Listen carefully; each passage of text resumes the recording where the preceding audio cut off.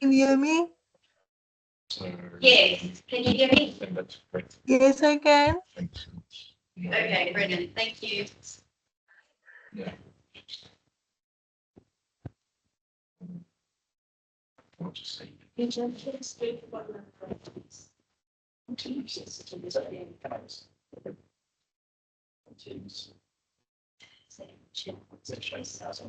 we're here, right? Yes. There we go. Yeah, okay. Brilliant. So we're just. I think we have a couple of people outside, but that's all right. So thank you very much to everyone who has joined us, both in person and online. It is an absolute honour to have such a distinguished person visiting the South African Medical Research Council today. Professor David Whiteman is a cancer epidemiologist and public health physician who is world renowned for the most incredible work he's done in the public health aspects of cancer control. He has hundreds of peer-reviewed articles. I highly recommend all of them. I've read many of them myself, and has raised millions of dollars from competitive research funding to support his lab at QINR. I've known David, I think now for about 20 years, and this is the first time I've ever been able to host him in South Africa. It's wonderful to have you here, and we're really looking forward to hearing you speak about today. So over to you. Thank you so much. Thanks. Thank you, everybody, and thank you for those of you online as well. It is a great pleasure and a privilege to be here today. As Carrie said, we've known each other for many years, particularly in other work we do on skin cancer. But I thought today what I'd do is share with you some of the work we have been doing in the past and continue to do, which has a much more public health focus, which is trying to understand the burden of cancer and how much cancer might be prevented through preventive actions. So I'm happy to take questions at any time. If anything's unclear, please do stop me. This is just a brief outline of the talk. I just want to give you a bit of background as to the cancer burden in Australia, where I come from, and why this project was initiated. I want to spend a little bit of time going through the methodology of how you actually estimate the burden, the attributable burden, the preventative burden of cancer, because the terms are used a lot, but they're not always widely understood, the maths of how you get there. People are often disappointed by the smallness of the numbers, the smallness of the burden of cancer that you can prevent. So it's important to understand how that comes about. I then want to break down some of the key cancer-causing exposures in my country's population, so smoking, alcohol, diet and obesity, and then close off with a bit of a discussion on how this work can impact policy. So just a bit of background. Carity and I were talking outside about the gaps in Globocan data. These are Globocan data, but what they illustrate to us is that Australia and New Zealand, up at the top of that set of bar charts there, we have a very high incidence of cancer. I would say cancer registration in Australia is pretty good. It's not absolutely 100% reliable, but it's pretty good. And I do think that lived experience shows that we have high rates of cancer in our countries. And you can see the other regions of the world, their incidence of cancer in blue, mortality from cancer in red. And both males and females have heavy burden of cancer, but slightly higher incidence. In terms of how we measure the burden of disease, one way of measuring the burden of disease is the years of life lost, premature mortality from different diseases and different causes. So in Australia, females, cancer is by far the biggest contribution to premature death. A third of all premature lives lost through cancer. Cardiovascular disease, about half as much, and then neurological and injury. In men in Australia, like everywhere, they have more injuries and more cardiovascular disease, so the proportion of years lost due to cancer is a little lower, but still about a third of all premature mortality is from cancer. And just looking at the top 10 cancers in Australia, and these are data from 2010, and I've chosen 2010 because this is when we anchored the work that I'm showing you. So in that year, the commonest cancers in both men and women were the hormone-dependent cancers, prostate cancer in men, which is a huge number. There was still quite a lot of opportunistic screening going on at that time, lots of prostate PSA testing going on. So lots of cancers were found. We're seeing like 20,000 cases a year in Australia. And breast cancer was the most common cancer in females. Again, a big screening program there. And then the rest of the top four are bowel, melanoma of the skin, and lung cancers. Okay. So that's just to show you the cancers that we have that are common in our population. I'm pretty sure here you have different mixes of cancers in different groups, different parts of the country, but that's just showing you what we have in Australia. Another way of measuring disease burden, though, not through deaths and not through counts, but it's actually the drain on health resources. So people going to hospital, and this is where an unexpected cancer by far hits the top of the table. These are the non-melanoma skin cancers, squamous cell cancers and basal cell cancers. In Australia, in people of European ancestry, are really common and really expensive, and people have a lot of surgery. It doesn't kill that many people, but it drains a lot of hospital resources and a lot of bed days. So you can look at, just making the point, you can look at cancer burden through deaths, through incidents, through hospitalisations. You can also look at just on dollars spent or rand spent. I haven't put that up today, but another way of measuring these things. So in Australia, we've got a cancer problem. I would argue many societies have a cancer problem, and we have different ways of trying to get on top of this cancer problem. So those of us in public health, I think everyone in the room is a public health person, we tend to think of this across the life course. We can divide a person's life into different periods of time. There's the period before they develop a cancer. There's the period between when the cancer actually develops and when it comes to clinical attention. And then there's the period after clinical attention when you're trying to do something about it. You've got symptoms and you're trying to avoid death. So my work focuses on primary prevention, understanding the causes of cancer and trying to intervene to stop people being exposed to those causal factors and stop new cases of cancers from arising. That only works for some cancers where you know what the causes are, and it's not perfect because people still develop cancer even if you remove some of the causal factors. So then you rely on early detection to try and pick cases up early and treat people, minimise morbidity, minimise harms from cancer. And if you can't stop cancers being diagnosed early, then what you try to do is treat them and prevent people dying from cancer or having adverse consequences to their life further on. So we have primary, secondary and tertiary prevention. That's the jargon I'll be using today. And I'm going to focus on primary prevention. So this traces its history back to the great Sir Richard Dole. He's probably very well known to everyone in this room. But this really was the birth of the kind of epidemiology that I practice, this causal epidemiology, seminal publication right back in 1950. So we're going back, 75 years now. The first, really detailed epidemiological study showing very convincingly that people who smoke have markedly higher rates of carcinoma of the lung after adjusting for other factors. And this was really the first foundational paper that sort of shook the world because Dole himself had been a smoker, so it's not like he was conflicted in a way, but he was scientifically curious and had a strong suspicion that that was the case. He did much later work. He had a long career, and this body of work that I'm showing you here was much more akin to what I'm going to be showing you today. And this is where he was trying, with his protege Richard Peto, to estimate how much cancer in the United States at that time might be due to factors that could be prevented. This was after the Richard Nixon era and the war on cancer. People wanted to tackle this cancer problem and try to estimate how much cancer would be removed if we did it perfectly. So Richard Dole is the father of all this work. Which brings me in a very roundabout way to the starting point for this investigation that we'll report on today. So we were commissioned by the Cancer Council Australia, which is an independent cancer charity in Australia.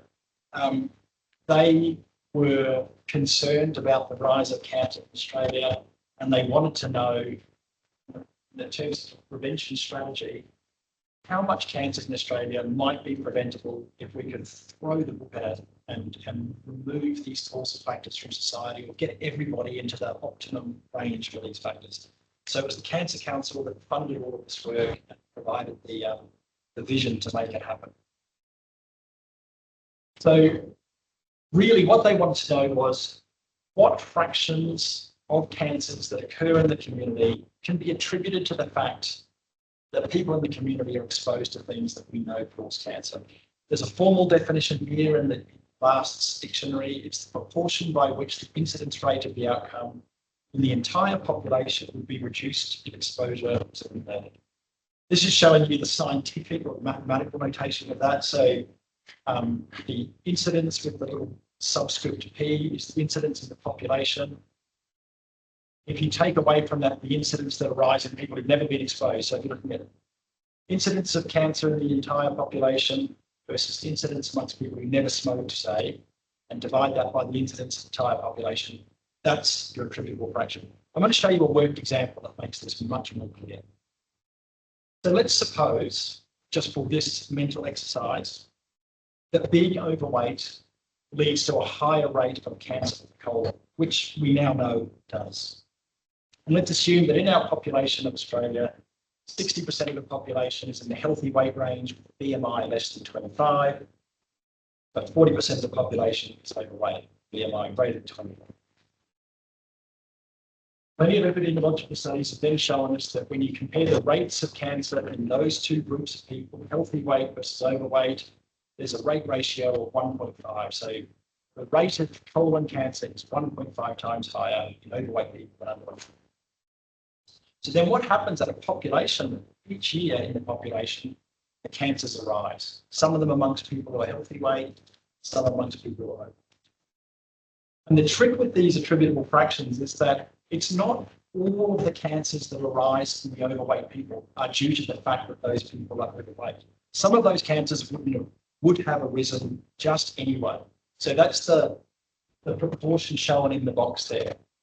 All other things being equal, cancer arises in people who are healthy weight, and some cancers will arise in people who are overweight through mechanisms that are not related to being overweight. And so what we're interested in is this excess fraction of cancer, a fraction that would not have occurred except for the fact that some of the population is overweight. So you do the mathematics of that, 20 divided by 120, 16%. So those little boxes in the pink or the red there, that's the population attributable fraction, excess fraction due to being overweight. So you can see that this fraction is dependent on two measures: the prevalence of the exposure in the population at large and the size of that relative risk. So just to show you this more clearly, let's use exactly the same exposure, being overweight. It's the same rate ratio as before, nothing's changed. Being overweight confers the same risk compared to being healthy weight range, but we've now got a higher prevalence in our population. We now have more people within that overweight range. So again, cancers will arise, but there'll be a greater excess of cancers because we've got a bigger population of people overweight. And so the attributable fraction goes up to 23%. So these fractions are calculated through this mechanism of understanding the prevalence and the strength of association. But I guess the point I always make to people is it's not everyone who's overweight whose cancer is attributed to being overweight. It's just that excess fraction. And so that's why these population attributable fractions often seem smaller than people might expect, politicians in particular or funders. They're looking for a magic bullet, and you have to say, well, look, some cancer is going to arise anyway in your population. Even if everyone does everything perfectly well, there is still a burden of cancer. All we can affect is that excess burden. David, before you go on, can I ask a question? Of course you can. So you said that it can, so for example, like colon cancer could still occur in individuals of healthy weight, but Yes. through different mechanisms. Yes. Like what?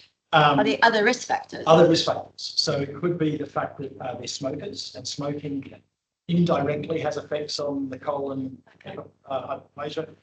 Red meat intake, low diet and fibre. And this is a brilliant question because I want to come back to this, and I'll show you at the end how cancers have multiple causes contributing to it. And this is where these formulae are a bit approximate in that we don't have really good methods for independently partitioning out with certainty if someone smokes, drinks, overweight, has a bad diet. For that individual person, you can never work out what it was. But at a population level, you can start to use different analyses to partition it out. But it's not perfect. That's a brilliant question. That's exactly the crux of some of the problems we have in interpreting this. So there's the complex formula. All that's saying to you is that when you have a population that has a structure of males and females, and you have people of different age groups, exposures will differ according to how old you are. Men typically drink more alcohol than women. They typically smoke more than women. And the distributions of weights are different. So this formula is basically saying you have to sum up all the little components of those subunits of the population and put them all together. And I'll show you a worked example. So that's the sort of nuts and bolts of how you do the maths and how you actually calculate the number. There's also a body of work in saying, well, there's a bunch of exposures out there in the world. Which ones actually everyone agrees on are causes of cancer? How do you know what they are? So we didn't do that work ourselves. We used information supplied by the World Cancer Research Fund or the International Agency for Research on Cancer. And for one or two exposures, we used the US Preventive Services Task Force. They have teams of people from around the world who assemble and go through all the evidence and then say, yes, smoking causes cancers X, Y, and Z. Diet causes cancers A, B, C. So we use those lists.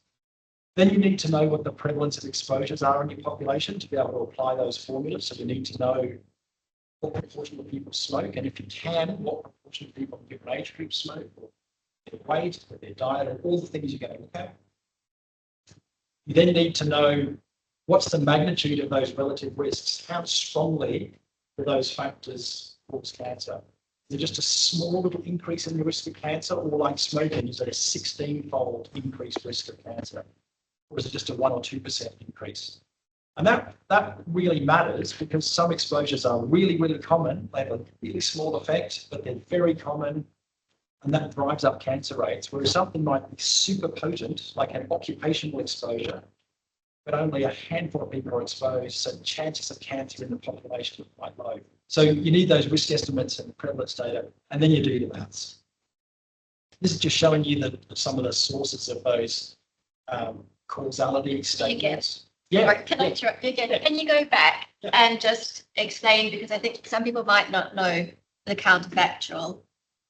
The counterfactual. Yeah, are you going to come to that still? I will. Okay, that's fine. As long as it's coming. Yes. I think that's something not everyone understands. Okay. Yes, coming. Okay.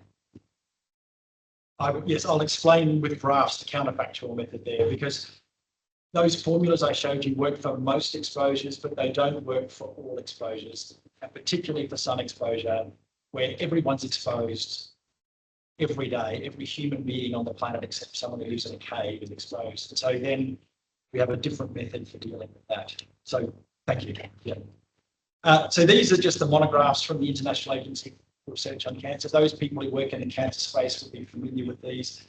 But basically, nothing in science is ever clear cut. So not everyone agrees whether something causes cancer or not. So the way the International Agency for Research on Cancer gives you some degree of their certainty, they say group one things we all agree on. There's strong data from animals, there's strong data from pathology, there's strong molecular data. This causes cancer. We use those group one carcinogens in this analysis. But there's a whole bunch of other things where people go, pretty sure it causes cancer. We've got good animal data, we've got pretty good molecular data, but we don't have long-term epidemiological studies. We're going to call those group 2A, and then there's group 2B, possibly, and you can see the rest of it. So for these analyses today, I'm just going to show you the work that we did. We just took the group 1 carcinogens and said, no one argues about those mistakes. So this shows you the matrix that we ended up with. The column on the far left-hand side shows you the 13 separate cancer-causing factors, cancer-causing exposures that we looked at. So the big four were tobacco, alcohol, sunlight in Australia, and infections. Then there was obesity and low physical activity. And then 4 diet-related compounds, and this gets back, Carrie, to your question about attribution. Diet can comprise low fibre, and there's a whole bunch of work on that. Low vegetables, low fruit, and diets high in red meat. So that's a big problem.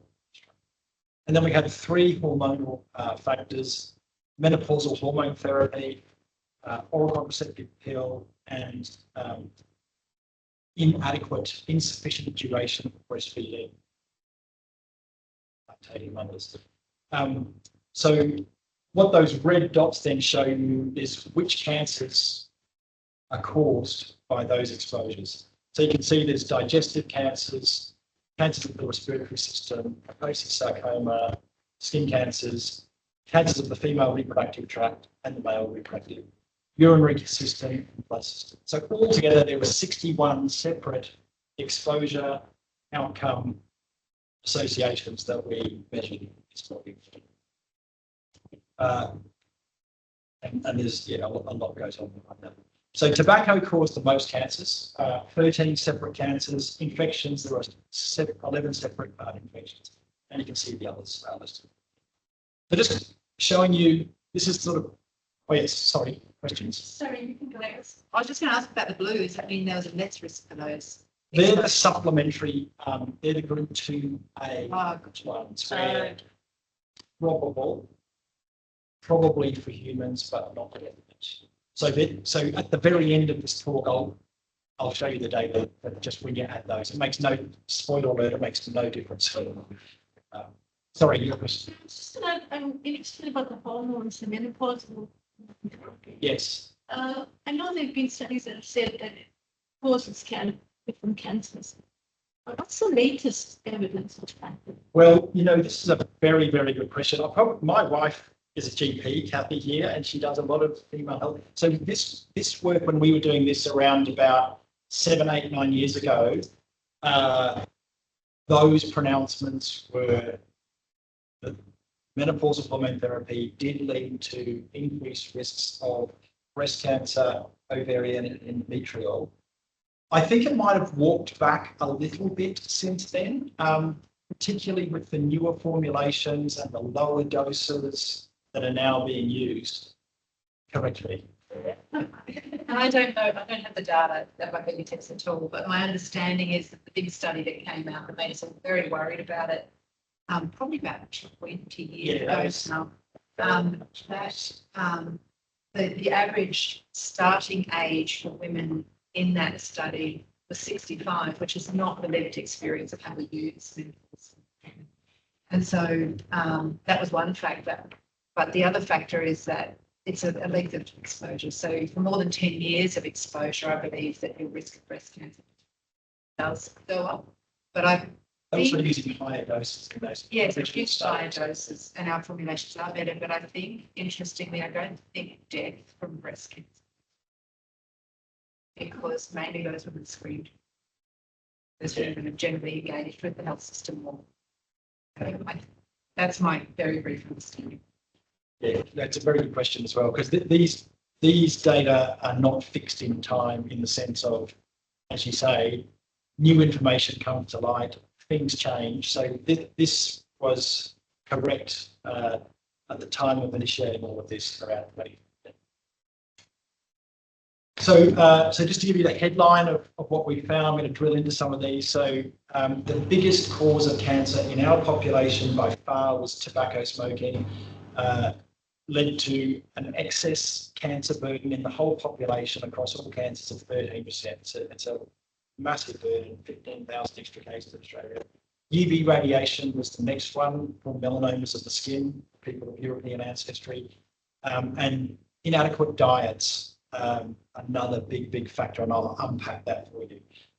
In our country, infections were somewhat lower down as a burden, but that's not the experience globally. Infections are actually a much higher burden globally after tobacco.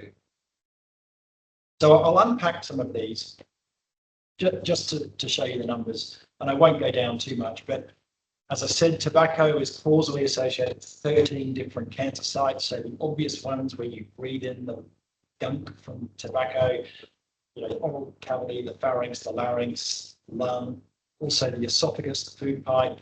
But then there's a whole lot of internal digestive cancers, pancreas, stomach, bowel cancer, and also some of the female reproductive cancers. So lots of different cancer sites.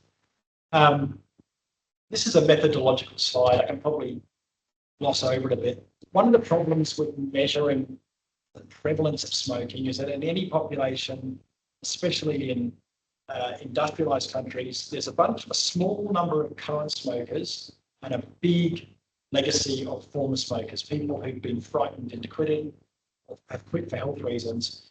So they will fill out a survey and say, I don't smoke. But then they say, well, how much did you smoke in the past? Oh, I had 40 cigarettes a day for 20 years. So working out the relative burden of current versus past smoking can be very problematic.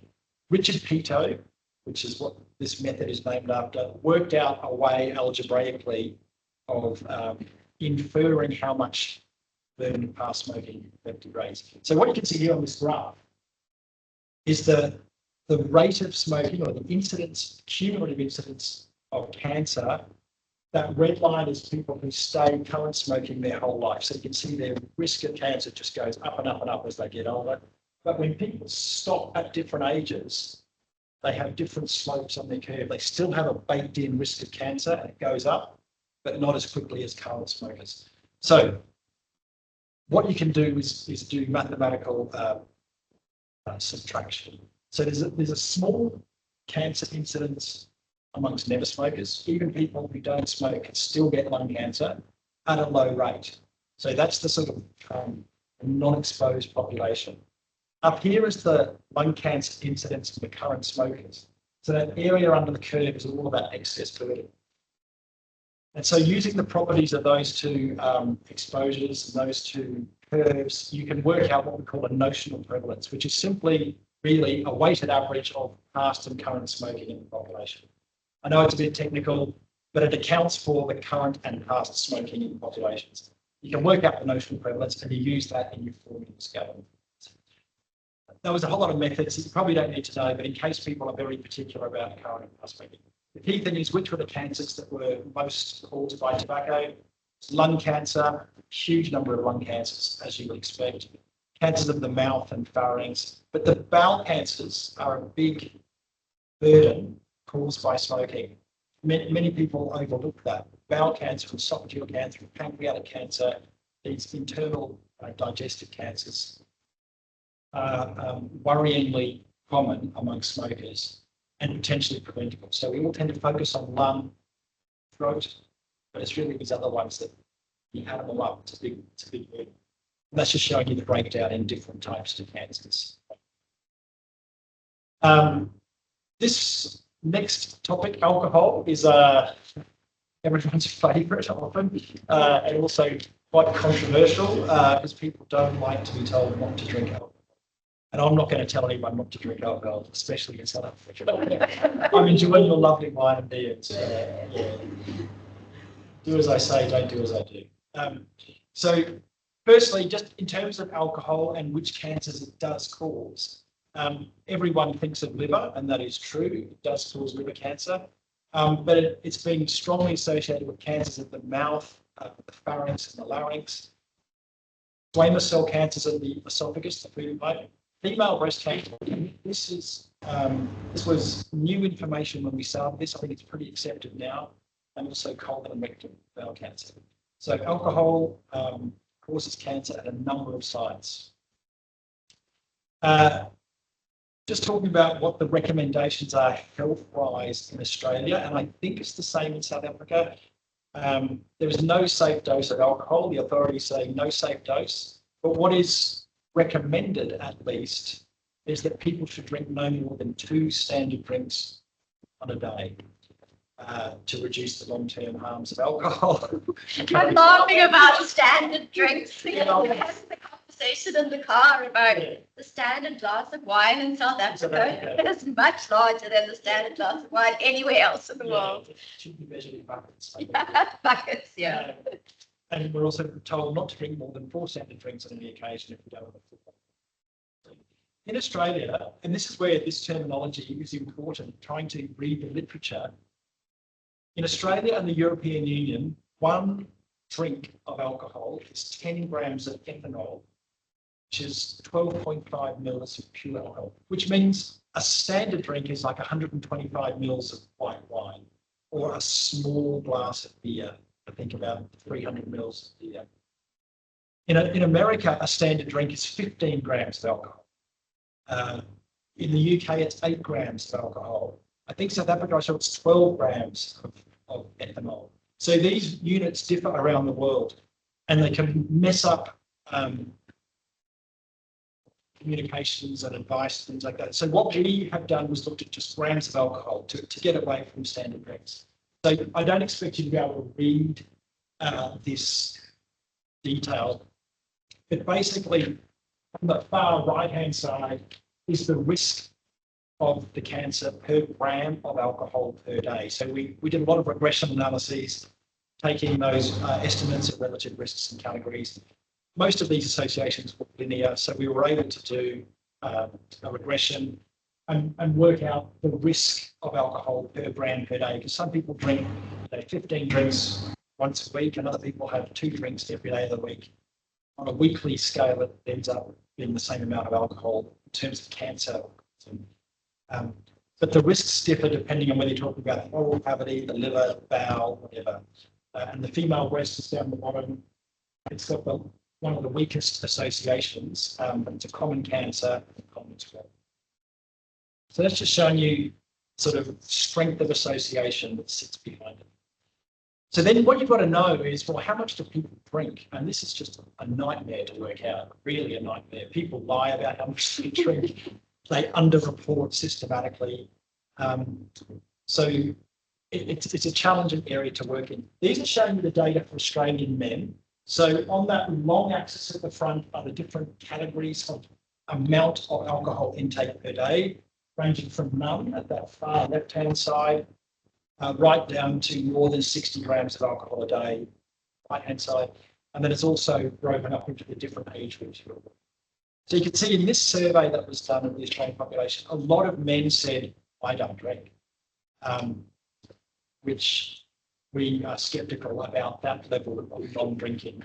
And the way this particular survey was done that we used, it was based on a report of the past week's drinking, which we know from other sources unreliable. So we did a whole lot of sensitivity analyses to redistribute some of those non-drinkers. But anyway, that's just showing you what the distribution looks like. And so basically what we first wanted to measure was, well, let's assume those people in the zero drinking category are unexposed and everybody else is at risk of cancer because they're having even small amounts of alcohol.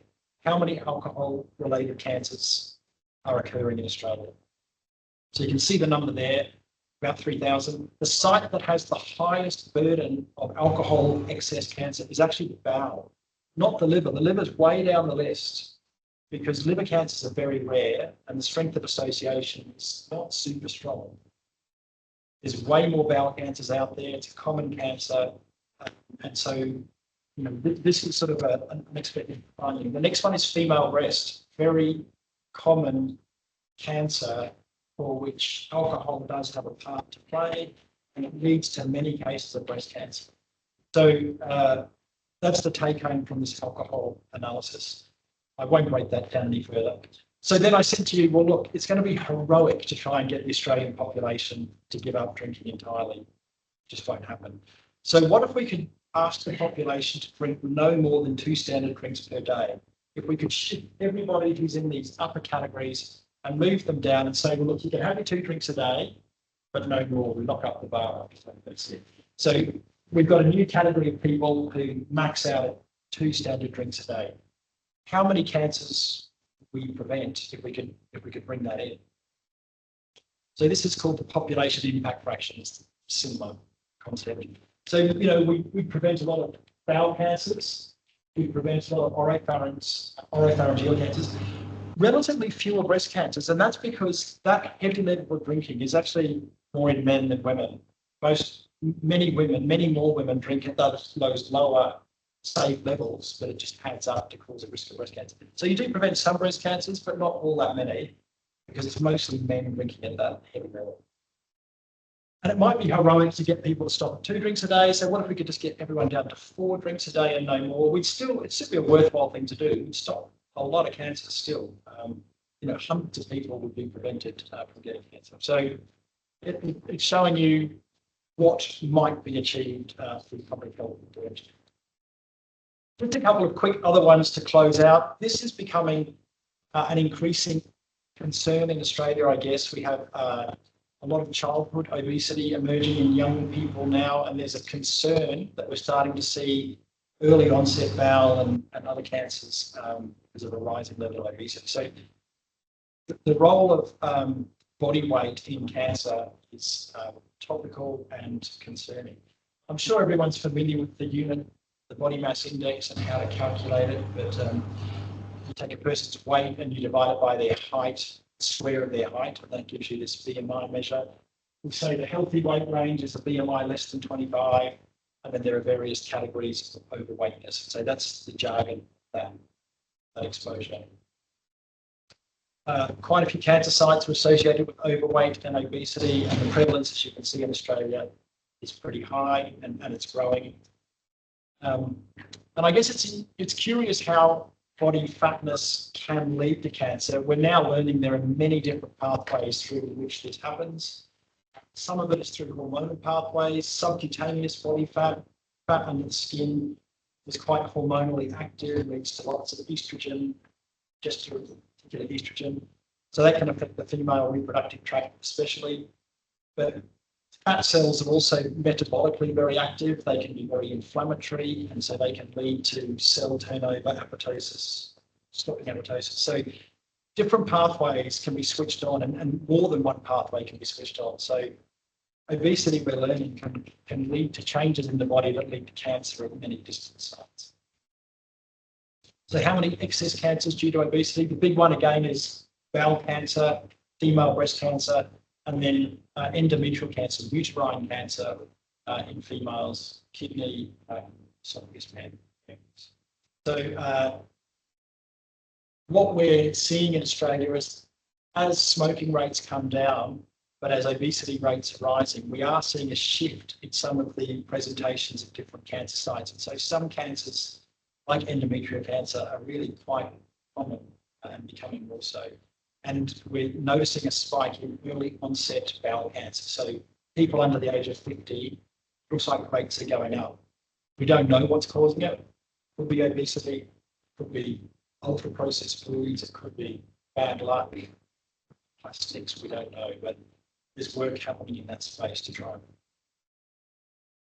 I'm just going to close out on this sort of point by point thing, talking about solar ultraviolet radiation. This is the area I work in mostly.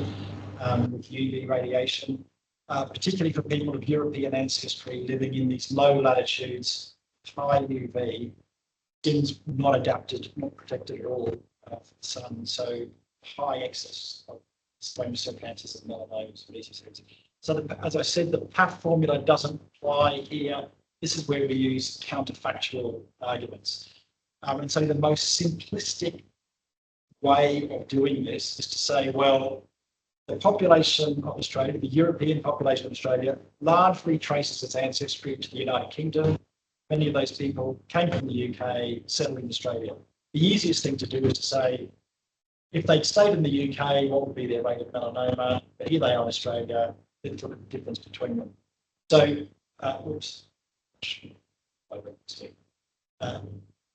that's really just showing you that simple counterfactual. There's a 63% higher burden of melanoma in Australian people living in Australia than in people in the UK. So you say Australians are exposed and the UK people are unexposed, you get this attributable fraction of 63%. That's not very realistic in the modern era because many Brits come to South Africa, or they go to the Mediterranean, or they lie under sunbeds. So they're actually not an unexposed population. They're much more exposed than their great-grandparents were. So a different kind of counterfactual to say, well, let's pretend then that rates of melanoma could get back as low as they were in the UK in early 1900s, when people just lived in the UK, they never had a holiday, they were wearing clothes that covered them in the summertime. And that little light blue graph there is the rate of melanoma back at the turn of the last century. So it was a very, very rare disease. And so if you compare the Australian rates with that ancestral population, it's a 95% higher rate of melanoma in Australia. So that's probably the true number. that number performing the light blue people are genuinely unexposed to sunlight, or about as unexposed as you can get. We live in cold, grey England, and the Australian population, probably like the South African population, exposed to high levels of sun. But we do know that we can take steps to lower our exposure to the sun, and one of the easiest ways to do that is to apply sunscreen, topical formulations that put on your skin. And we know now from randomised trials that these actually do work. These sunscreens can lower your risk of skin cancers. So this is the only randomised trial that's ever been done. It was done by my PhD supervisor back in the 1980s, Adele Green. She took a country town in Queensland where we live, small country town, basically invited the whole population to take part in the study. They all got free skin checks for 10 years. And then they randomised people. Some people were given sunscreen, bottles of sunscreen, trucked out to them every month, keep using it, slap it on as much as you can. The other people were told, do whatever you normally do. We're not going to give you any free sunscreen. If you want to use sunscreen, you can. Just do what you normally do. And then at the end of 11 years, they then tracked the skin cancer rates, and they kept following them up all the time. More sunscreen, more sunscreen. So this is the difference in melanoma incidence in the two groups. The people in the yellow were the control group who got no free sunscreen. People in the blue got the free sunscreen. There was a reduction of 50% in the rate of melanoma in the sunscreen group. So, you know, they still got melanomas, but it was half the rate. So a risk reduction of 0.5. So basically, you can say, well, if the Australian population didn't use sunscreen at all, how many more melanomas would we get each year if we didn't have people using sunscreen? So that's this preventive fraction I'm going to show you now. It basically asks then, how many missing cases are there that would have occurred except for the fact that people use sunscreen? So this is just showing you that in Australia, about 21% of men use sunscreen every day, like that clinical trial, and about 35% of women use sunscreen every day. We know the size of the protective effect, and so we can work out how many excess melanomas would have occurred, except for the fact that people use sunscreen. So you can use preventive fractions for other things like vaccine programs. If you know vaccines work, and calculate a preventive fraction to say we would have had way more cases except for the fact that we did this intervention. So that's the here and now. That's how many cases have been prevented. But I reckon 20% of men and 30% of women using sunscreen is not really very many. We've got 80% of men not using it, 65% of women not using it. We could certainly lift the rate at which people use sunscreen. So then you can model how much effect would it have if we shifted and got more and more people to use sunscreen. So we made a couple of assumptions. We said, let's assume we give everyone free sunscreen. They use it every single day, they use it all the time, and it works. Right through to a whole lot of different scenarios. Maybe we give it to working age people, we give it to school kids. What does that look like? So if we could give sunscreen to every single person in Australia and watch them put it on and make them put it on and out they go, over a 20-year period, the best we could hope for is a 33% reduction in melanoma. And so that seems like a small number, and it just shows you that prevention can only do so much. We know from the trials that in the trial, there was a 50% reduction, but that had a long period of follow-up and it had absolute bespoke intervention. This is saying, you know, you can do your very, very best, but it's still, there's a lag period built in. Some of those people have already got melanomas brewing. It's going to take a long time. So even under the best conditions, the best we can hope for is 33%, which is a reality check on our efforts to stop melanoma. A more plausible model is getting the population to use 5% more sunscreen every year, which we'd like to do. That would be a great target to achieve. We feel like we achieved a lot, but we're only going to reduce melanoma burden by 16%. So, you know, it just shows you that prevention is hard. It takes a long time, and even with an intervention you know works, stopping cancer is not easy. So this is the reality check part of the talk. Doesn't mean we should give up, but it means that we have to be realistic in what we can expect to achieve. So that's cutting to the end of a whole lot of data for you there. So I'm just reminding you of that slide again, where we showed there were 61 causal associations and a couple of supplementary associations. So we walked through a fair few of these cancers. Overall, when you add it up for all the exposures and all the cancers, we expect that if everybody moved to a healthy level of exposure, we could remove 32% of the cancer burden in Australia, which is a fair chunk. It's a worthwhile chunk, but we know that it's not easy to get there. As I said, we did some supplementary analyses, those little blue squares. If you throw that in as well, you get an extra 1% preventive fraction. So those are not material differences. 61 causal associations we've already looked at are the really solid ones. So again, just showing you the chart of the big exposures. I'll walk through just very briefly the ones that I thought might be interesting. So I interrupt you, but Yeah. I have a question about the cancers related to sun exposure. Yes. Did you look at ocular squamous cell carcinoma? No, we didn't, but we should and could. They are causally related. We don't have all that many of those occurring in our cancer registries, and I don't know why that is. I suspect a lot of people get treated for pterygiums and other things that are precursors, pre-malignant, and so we just don't see many of those cases. So we haven't modelled that in our data. The reason I ask is that we used to have very low ocular squamous cell conjunctiva of the eye. Yeah. So we did a 25-year trend. Because as you know, it's also associated with HIV. Yes. Application. Yeah. So the epidemiology was elderly white males who I assumed they've had outdoor exposure. Yeah. I think they were working outside a long time. And then it completely changed to become young Black men and women. Really? And then it really shot up and even went to the top 10 cancers. And then when antiretroviral treatment became available, it tumbled down. Really. So we almost didn't see any ocular squamous cell conjunctiva in Black before.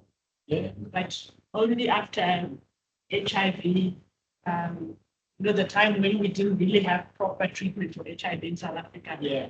It was almost like an ELISA test. If you saw someone, a Black person with ocular squamous cell conjunctiva, they would be HIV positive. And would they be clinically immunosuppressed at that time? Would they have manifested other immunosuppression? Sometimes not. Yeah. So There this was the will first. be nothing obvious. Maybe if you do the CD4 count, maybe you could see. Yeah. But they. So it was almost like a hallmark or something. Yeah.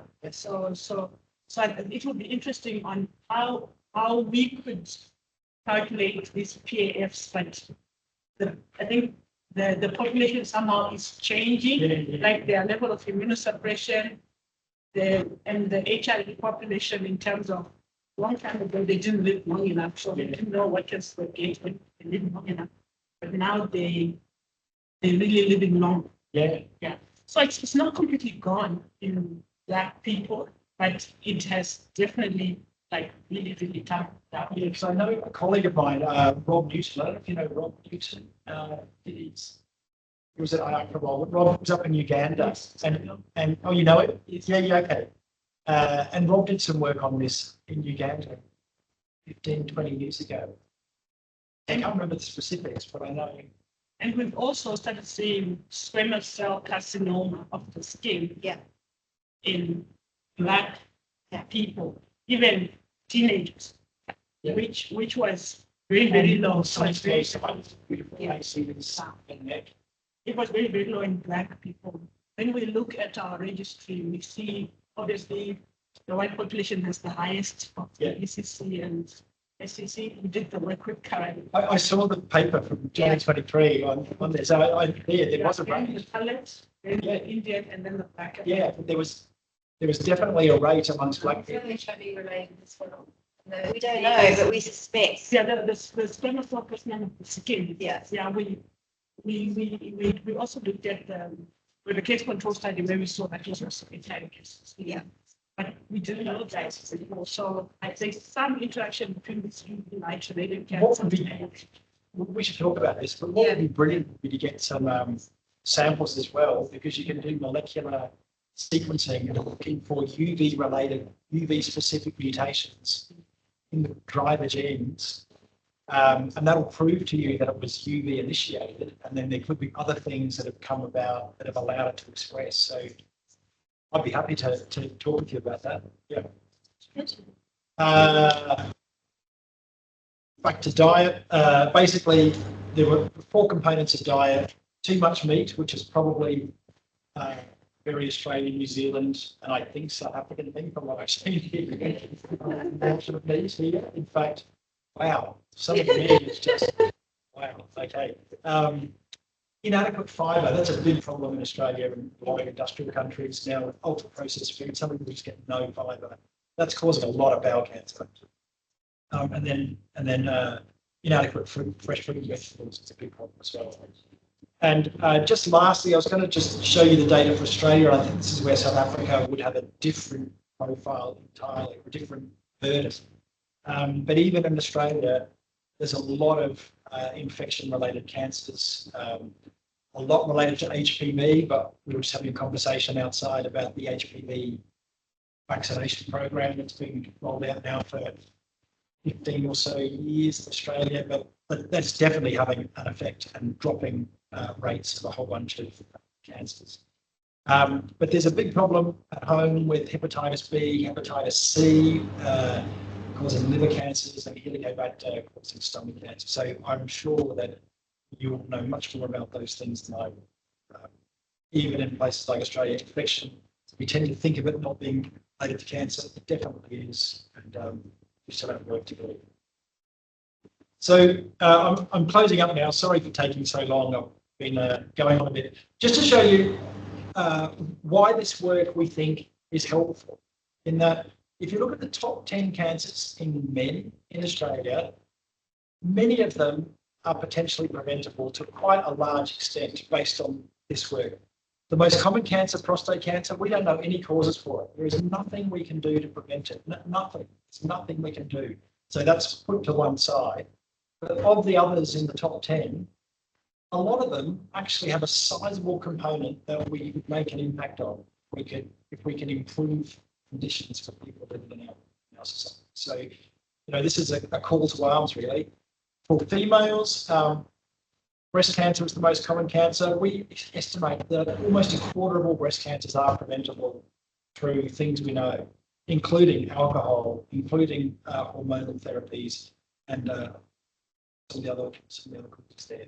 Colon cancer, melanoma, lung cancer.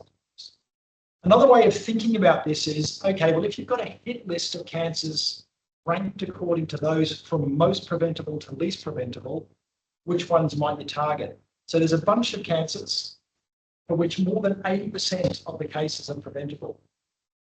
So that's cervix, mucosa sarcoma, anal cancers, larynx and lung. Larynx and lung are smoking largely and alcohol. The others are infectious causes. You can make a massive dent just by targeting a handful of exposures and remove a lot of suffering. There's a bunch of really common cancers for which, at least half or about half or more of the cases are potentially preventable, and where we could put more effort into prevention. And then there's a range of other cancers here, some of which are extremely common and extremely dangerous cancers, still worth making an impact. It's not that we can't do things to prevent cancer. So it's the same data, just ranked in a different way now according to how preventable they might be, strategies we would have. So if you're interested in this work, we've made it open access. It's available in the Australian New Zealand Journal of Public Health. Some of the articles have been really highly cited. People seem to really find value in some of them. So I can share the link to Carrie and pass it around. But it's all open access, and the methods are explained in there in detail. But this made a really big splash in our Australian media at the time. People and the media were just really, really interested in the fact that cancers are potentially preventable. Led to lots and lots of articles and interviews and things like that. And we got lots of letters from people asking for what lifestyle advice, which is not easy to give. But I guess what we're more proud of is it actually led to a whole education strategy for the cancer councils in Australia. They built a whole media and education package around this with a really simple tagline that 1 in 3 cases can be prevented. It still goes on to this day. They're still updating this. We haven't needed to update that work specifically. We've done other bits, but the main message that 1 in 3 cancers can be prevented is one that resonates throughout general practice. And so I'm just going to close out now. When we did our work for Australia, but obviously this kind of work is being done in countries around the world. Currently, I'm working with colleagues in New Zealand who are doing their own New Zealand assessment. New Zealand has a very diverse population, a lot of Maori and Pacific Island people, a lot of people migrating from Southern Asia, a lot of people migrating from Africa, as well as the European ancestry. But it's a very multi-ethnic society with very different cultural practices and very different exposure profiles. So that's happening in New Zealand. But you may be aware that there's the Global Burden Disease Project as well, where they're based in Seattle and they're crunching numbers. I don't fully understand exactly how they get all their numbers. Carrie and I were talking a little bit about this before, but even so, when they do their sort of under the hood and they look globally at which are the big risk factors, you get a similar kind of distribution on a global scale. Tobacco remains the #1 cause of cancer that can be prevented. Alcohol is a big one. Air pollution, which we didn't measure in our, because we used to have very bad measures of air pollution in Australia and hard to quantify exposure. But air pollution is a big one. And I know, Carrie, you're interested in air pollution. And I think, I regret that we didn't do it, but we just didn't have good enough data to do it. But I think air pollution is really both indoor and outdoor. But what I found really interesting about the global burden of disease is that they have looked at different countries all around the world. So you can see South Africa there is in one of the higher quintiles of attributable burdens of cancer. So quite a high burden of preventable disease. And they estimated in their study that around 45% of cancer deaths in South Africa are due to factors that could otherwise be prevented. So I don't know how reliable the data are behind that, so I'm not going to die in a ditch and defend it. But you know, it's a quantifiable burden, and at least it might be a guide to where things are. And I'm sure people here will know much more about it. So I'll close out there. This is a jacaranda tree. I don't have to tell you about jacaranda trees, but you know, coming from Brisbane, we were brought up being brainwashed that we were the jacaranda capital of the world. And now I learned that we are definitely not the jacaranda capital. But this is a very old picture in the Queensland Art Gallery in Brisbane. It's my favourite painting. It's called Under the Jacaranda Tree. This was painted in about 1903. And that jacaranda there was the first one ever planted in Australia. So even by 1903, this big old tree had been there 60 or so years. But the other thing I like about this, apart from its Pretoria-Brisbane connection, is that I take the couple sitting underneath the tree as being good exemplars of low cancer risk behaviour. You can see that the lady has a parasol to ward off the sun. The gentleman has a hat. They've obviously walked. They haven't driven their car, so they're physically active. They're non-smoking. I'm sure the lady doesn't drink alcohol at all. The man probably does. And they're probably very chaste as well, so they haven't got many infections. So I would say that this role model couple here is a good guide for keeping our risks of cancer low. Anyway, that's Under the Jacaranda Tree. I just want to thank, there's a whole bunch of people involved in all of this work, really excellent colleagues who did a huge amount of work.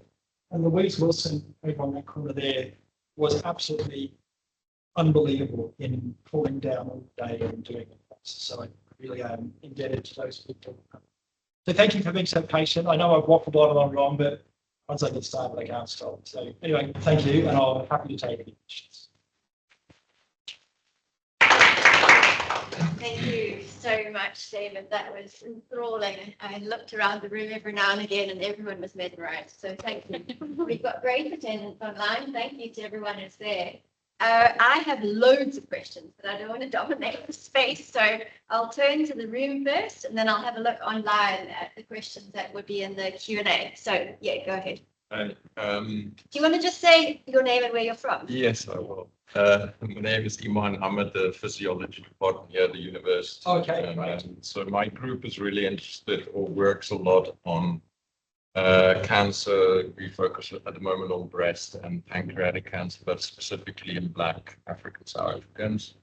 So I have a few questions, but Yeah. I'll try to. And I The may first not have- one that really struck me is the calculation is quite simplistic. Yes. And so, for instance, how do you deal with serious confounding factors?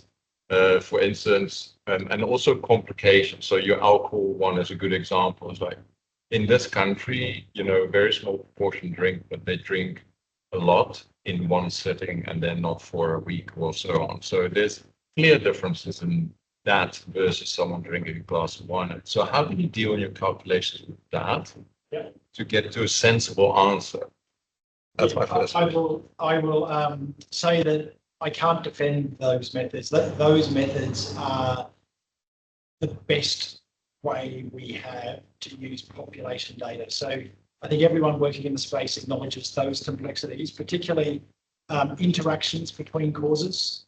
That's dealt with really badly. What is likely is that these numbers are underestimates of the actual risk.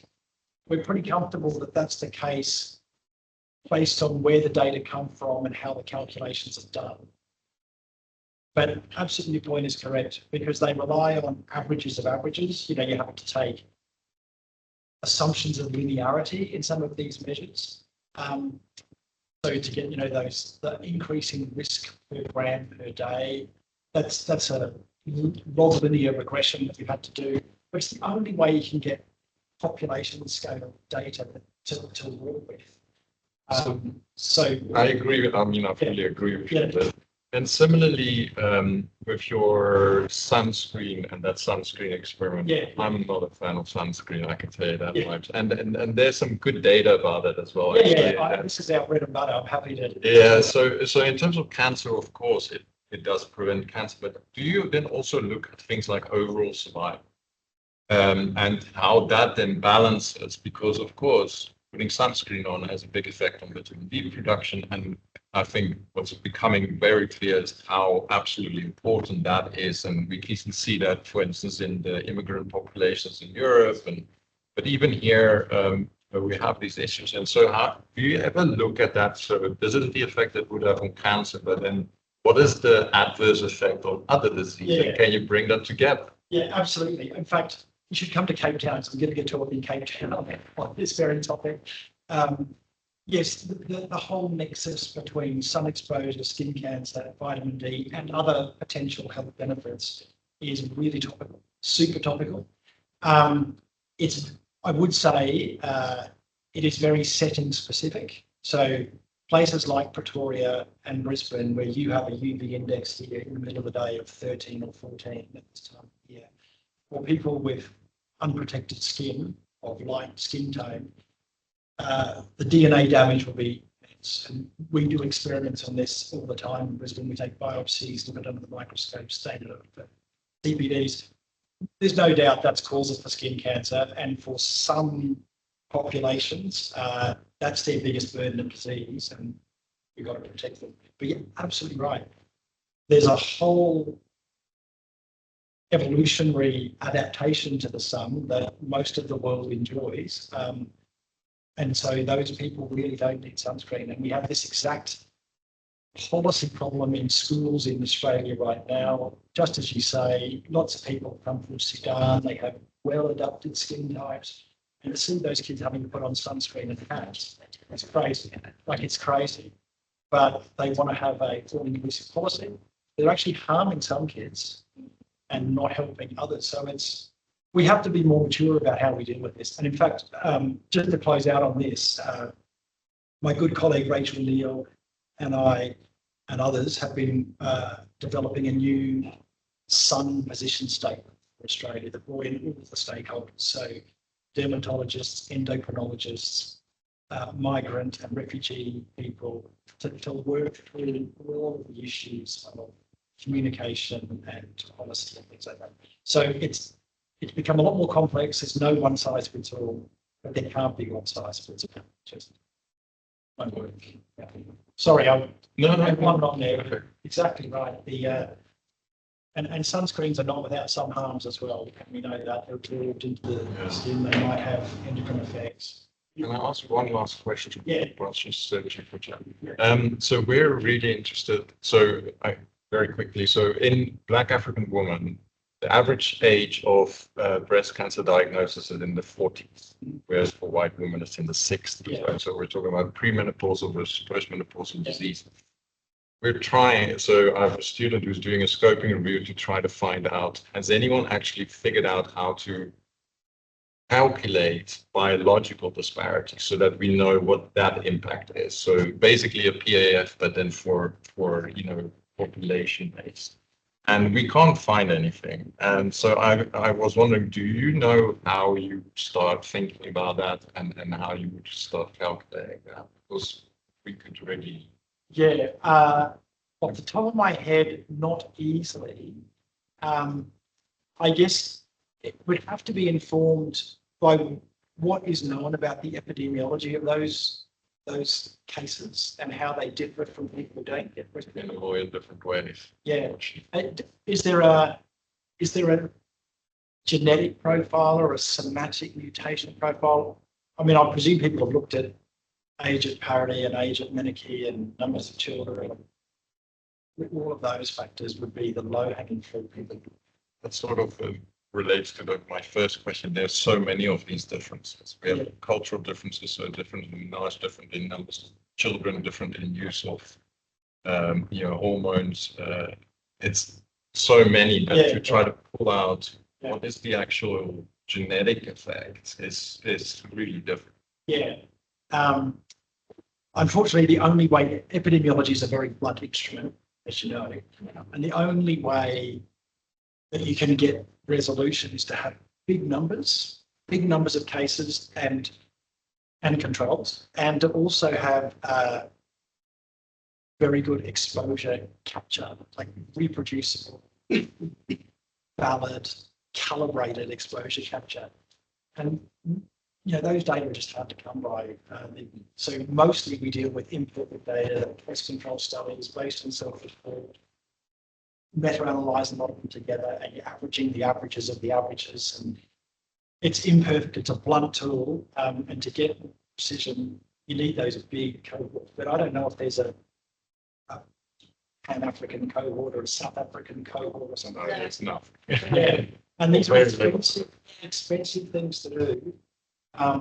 But they're invaluable when they're done, and they pay themselves off over time massively. You don't need to convince anyone about UK biobanks. At the time was eye-wateringly expensive. It's now a little bit market. So, All right. share your power. No. Excellent. Okay, Catherine, I can see that you've got your hand up. So if you could unmute and you'll have to speak really loudly because it's hard to hear. Hi, can you hear me? Yes. Yeah. Okay, great. Thank you very much, Prof, for the lecture. Thank you so much for touching on all these risk factors, many of which in the MRC we are also looking at. I am Catherine Egbe. I work as Chief Specialist Scientist in the Mental Health, Alcohol, Substance Use and Tobacco Research Unit. So we have two risk factors that we're dealing with in my unit. That is tobacco and alcohol. I have three questions. I would make them very brief. I was surprised to see that you didn't mention that cancer, breast cancer was among the cancers caused by tobacco.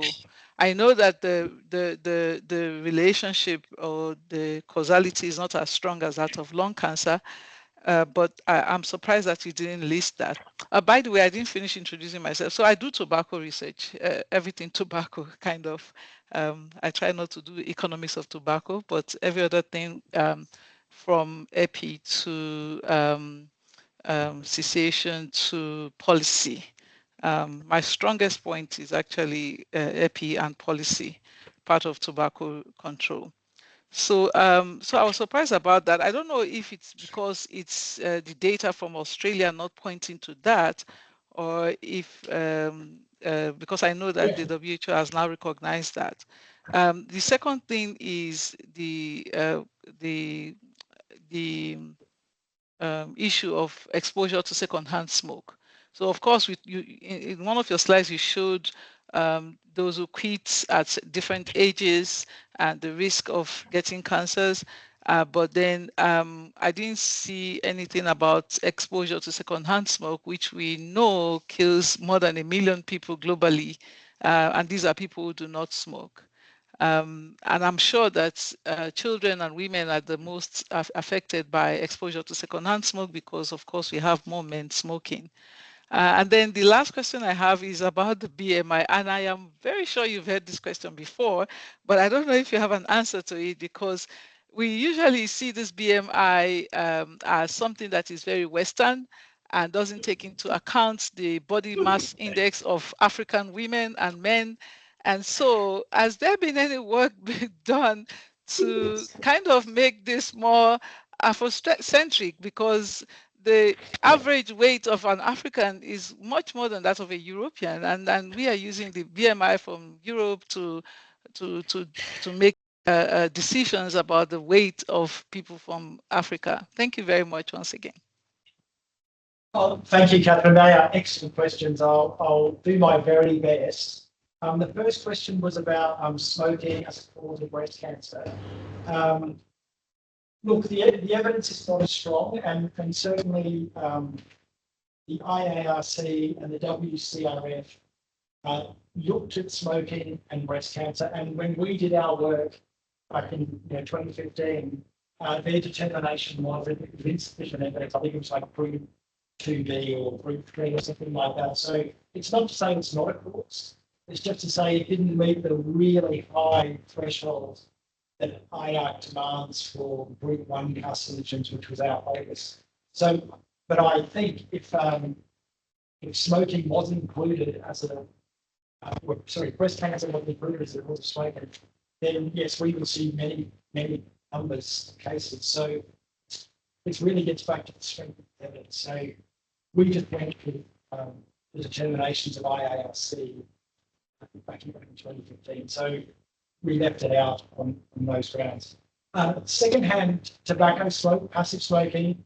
I didn't present it in the talk. We did look at that. Definitely, there was a burden of disease. It was much lower than for direct intake of tobacco, but not insignificant. So I guess I'll send Carity the links to our articles, and then you can just download it. We've got all the numbers in there, and happy to contact me if anything doesn't make sense. But we certainly looked at secondhand smoking. It is a difficult exposure to quantify. It's just harder to get data on that, at least in Australia it is. So we're not entirely sure. We have to use these roundabout calculations that Max Parkin from UK developed about, if a man smokes, his wife, even if she's a non-smoker, will be exposed. What's the prevalence of smokers and non-smokers marrying, all these kinds of calculations. We just didn't have other good measures of how to measure secondhand smoke. So it's in there. I wouldn't defend it strongly, but it was a stab at getting an exposure measured. And then I'm sorry, your last question was about BMI and BMI, yeah. Absolutely. It's not even good for Western people anymore, actually. There's a lot of dispute about it because, males and females are intrinsically different in their body fat distributions. Men get visceral central adiposity, females get subcutaneous. So it's not even very good for Western European people.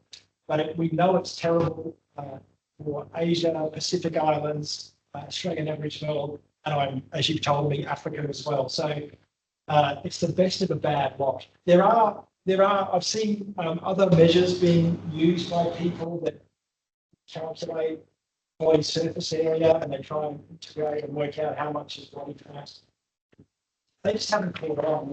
I think the appeal of the BMI is so easy to calculate. You know, almost every study weighs people that has their height. Fewer studies have waist circumference, hip circumference, weight to hip ratios. Hardly any have skin fold thickness for bioimpedance. So there are much better measures of body mass around, but just fewer studies have put the resources in the country. So yeah, it's sort of trapped by the data. But I take the point. So BMI is not a limit. Is there a question in the room? Oh, go ahead. And then Natasha, I saw your hand, so I'm coming back to you. But after Matita. I was very interested in the picture that you showed for smoking cancers and to the current smokers and the ones, the people who smoked before. And I was just wondering, one of the things that we've wanted to do is to look at attributable fractions of infection-related cancers in people with HIV. We have about 80 million people with HIV in the country, 8 million endemic in the world. So it's too important for us not to look at how HIV has affected the cancer burden and how because cancer was not prioritized for a long time in South Africa because of infectious diseases and all that. But to bring to the fore to say that actually, if you're budgeting HIV money, you need to consider the excess burden of cancer that is occurring. But now the issue is that the risk of cancer with HIV has changed over time. It was a time when we were treating people at all, and then we were treating them but not well. Only if your score was 200 or less, you're very sick already. And now we are actually treating you. If you get tested, if you test positive today, we will put you on antiretroviral drugs today. Yeah. So there's that change in risk that is quite comparable to the change in risk that a smoker and a non-smoker has. And the relationship between HIV and cancer is often mediated by a third virus, whether it's EPP or HPV or whatever. So would that be applicable, or is it really for only, I don't. non-infection? It's a really, really good question. Off the top of my head, I'd be cautious about trying to calculate a notional prevalence of HIV treated versus untreated. But I can see similarities with former and current smoking. So I would take statistical advice, actually, is what I would do. I talk to my statistician or a statistician. But often in this sort of work, doing something is better than doing nothing. Just to get a sort of an area, so you can narrow down and say, well, we estimate the burden is somewhere between here and here. At least you can put some bars around it. So yeah, I think you could, but you'd have to be very cautious in the way you constructed that measure. The PTAG method for former and current smoking is pretty easy because smoking is such a clear-cut risk factor, and the magnitudes of the associations with time are so clearly well known from massive big studies. So there's a lot of confidence that the method works, and it's been validated many times because people have used the method in other populations where they actually do have come from smoking, use the approximate method and the accurate method, and they converge. So you can be confident that it kind of works. This will be new work. So I guess I would say have a go. And then, do you want to have a go with us? Yeah, what I would do is bring in statisticians who can help formulate how it might work, because they will just have a clear idea of the mathematics. We can talk concepts, and then they can actually make it happen. Yeah, be happy. And my last question. Yeah. you know, the European Code Against Cancer. Yes. I'm just wondering whether your work contributed to some form of code against cancer and IAC is doing. I think I've always, I bring this up with IAC people that why are we on the third or fourth version of the European Code Against Cancer, 100%, and we don't have enough against cancer? So I think their thing is that, well, there's no data, so we really should we're not ready yet.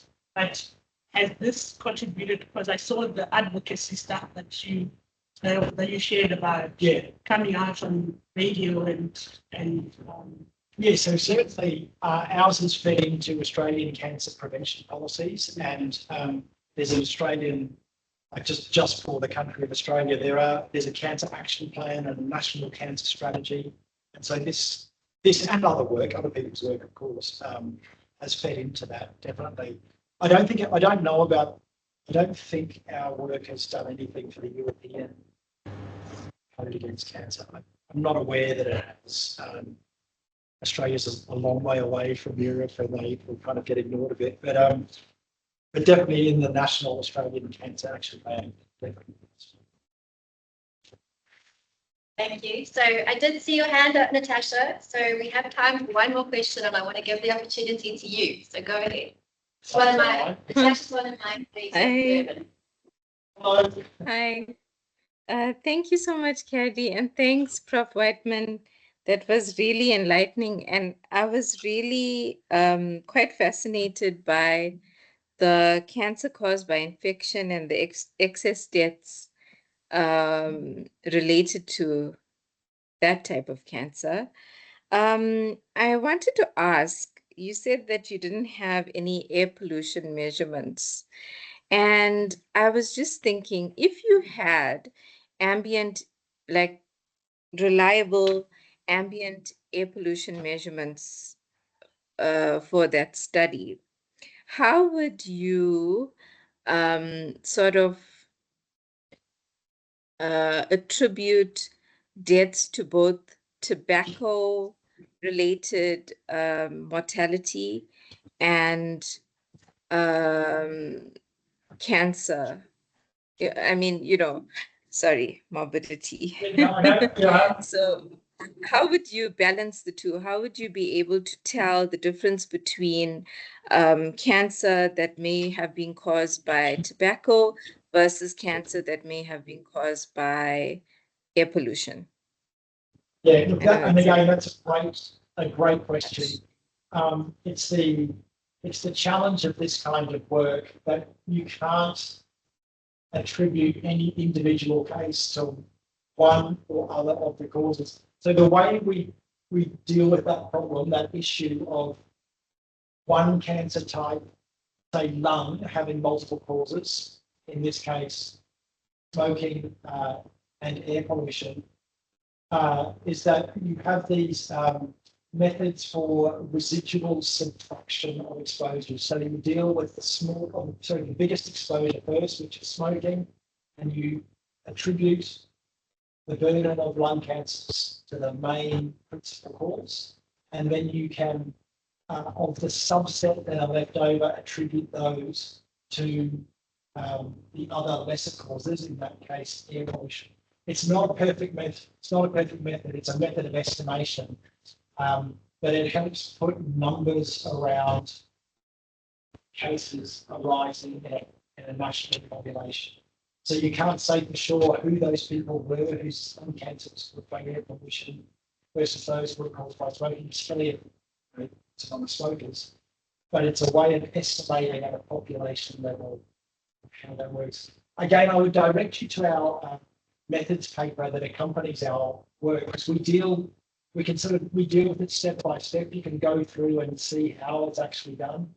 It's kind of hard to describe on the fly with my hands waving on a screen, but it's basically serial subtractions from the total until all the cases of cancer that are attributable to causes have been attributed. So you'll see it expressed mathematically and worked through in our papers. And we actually go back and reference Max Parkham, who kind of developed that method for the UK population in 2011. So I'd refer you back to him, but it's exactly the challenge. It takes a bit of leap of faith to accept that those findings are real, but it's a way of quantifying. I'm very grateful to you. I think we should wrap up because we've done an hour and a half. It has flown by. Thank you so much to everyone who attended, and thank you to you for preparing the presentation and making us stop in Gauteng to give us your time today. We are absolutely delighted to have had you. I see Amy's just put her hand up. Amy, did you want to say something? No, sorry, it was a mistake. Sorry. Okay, no problem, no problem. All right, yeah, so just a round of applause. Okay. Thank you. Yeah. Thanks everyone who was online as well. We appreciate you being there. Thank you. Thank you. Oh, no, it's really well explained. Can I